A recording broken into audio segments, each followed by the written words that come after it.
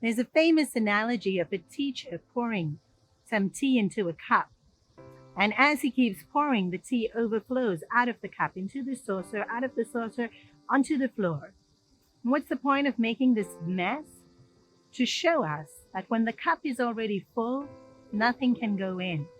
That seems so obvious, but sometimes the demonstration is needed for us to really get it, especially when this cup is our own minds and the tea is the knowledge that flows in.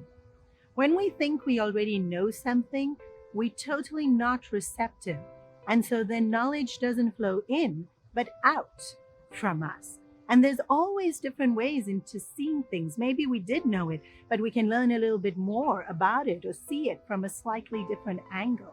Or possibly we didn't know it, we just thought we knew it. Humility is this wonderful quality where we understand that we can always learn, that we don't know everything.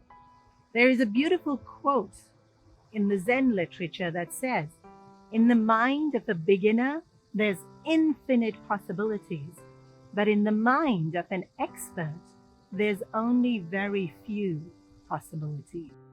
I often teach children, and when teaching children, I'll ask them a question having a particular answer in my mind.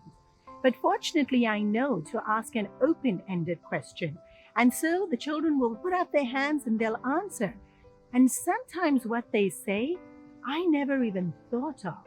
And I'm amazed at how intelligent they can be. And so from the children, I'm constantly learning.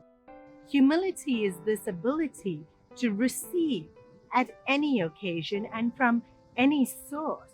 Humility also translates in our willingness to be wrong and get something incorrect, because that's when sometimes we really learn.